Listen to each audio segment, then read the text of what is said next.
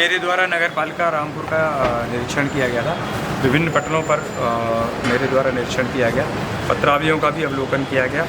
और जैसा कि यहाँ के जो पत्रावलियों का जो मूवमेंट होता है एक पटल से दूसरे पटल पर जाने का, उसका कोई ट्रेस नहीं होता है। कोई भी रजिस्टर मेंटेन नहीं था कि किस पटल से पत्रावली किस दिनांक को चली, किस पटल पे उसकी प्राप्ति हुई और क्या उसका डिस्पोजल हुआ। इसके अलावा जो शिकायत पंजिका हर उस पर पटल पे या विभाग पर होनी चाहिए, किसी पर भी शिकायत पंजिका नहीं मिली। शिकायत पंजिका की जगह पत्र व्यवहार रजिस्टर को ही उन्होंने एक शिकायत पंजिका के रूप में बना रखा था। उस पर भी वो उनको जो शिकायतें हैं वो दर्ज नहीं थी, उनका क्या निस्तारण हुआ वो भी दर्ज नहीं था। जो भी संबंधित जो पटल कर्मी हैं, जो दोषी हैं, उनको मेरे द्वारा प्रतिकूल प्रविष्टि उनकी जो सेवा पंजिका है उस पर अंकित की जाएगी। इसके अलावा 2-3 लोगों को विभागीय कार्रवाई के लिए भी लिखा है मैंने।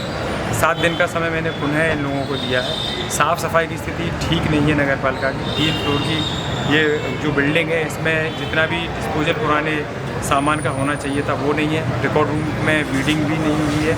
इसके अलावा जो यहाँ पर जो आम कर्मचारी हैं उनका जो ड्रेस कोड है वो जीन्स में और टी-शर्ट में मिले हैं। इसके अलावा यहाँ पर जो हमारे निर्माण कार्य जितने भी हैं उस पर सत्यापन रिपोर्टें जेई की नहीं लगी हैं। इनको सबको सो को जारी किया जाएगा। 7 दिन के द्वारा बाद मेरा फिर अवलोकन होगा।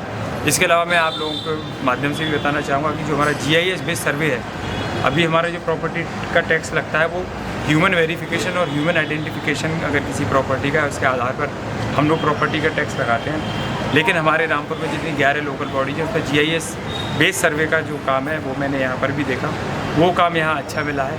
हर जो बिल्डिंग है उसकी कितनी डायमेंशन है, कितने मीटर की वो बिल्डिंग है, किस प्रकार की वो बिल्डिंग है, रेजिडेंशियल है, कमर्शियल है, इंडस्ट्रियल है, उस पर कितना टैक्स है, कितना साल का बकाया है और कितना उसने दिया है, इसके बारे में भी मैंने इसको तेज़ी से पूर्ण करने के निर्देश दिए हैं। अधिष्ठान जो पटल है वहाँ की स्थिति बहुत ख़राब है।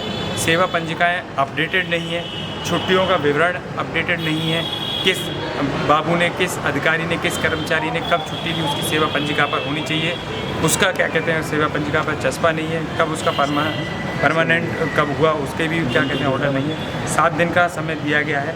अगर नहीं स्थिति सुधारते हैं तो निश्चित ही कठोर कार्रवाई की जाएगी। सर क्या कुछ किसी की गिरफ्तारी भी हुई है? नहीं, गिरफ्तारी किसी की नहीं हुई है। जो निर्माण संबंधित पत्रिकाएँ थीं उनका कोई भी रिकॉर्ड नहीं दिखा पा रहे थे। वो किस विभाग की किस कार्य की वो पत्रावली है वो नहीं थी वहाँ पर। तो ये एक गंभीर विषय है, क्योंकि अगर पत्रावलियों का मूवमेंट अगर समय पर नहीं होगा तो हर कार्य प्रभावित होगा, और हर कार्य प्रभावित होने के समय आम जनमानस को उसकी समस्या का सामना करना पड़ेगा।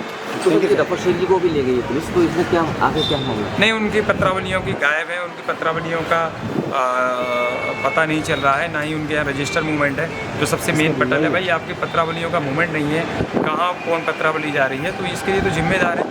तो ऐसा कोई गिरफ्तारी किसी की नहीं हुई है और एक बस इनको वार्निंग दी गई है कि चीज़ें सुधार लें और नगर पालिका रामपुर एक बड़ी नगर पालिका है, इस तरीके से ना चलाएं कि कोई छोटे शहर की कोई ग्राम पंचायत हो।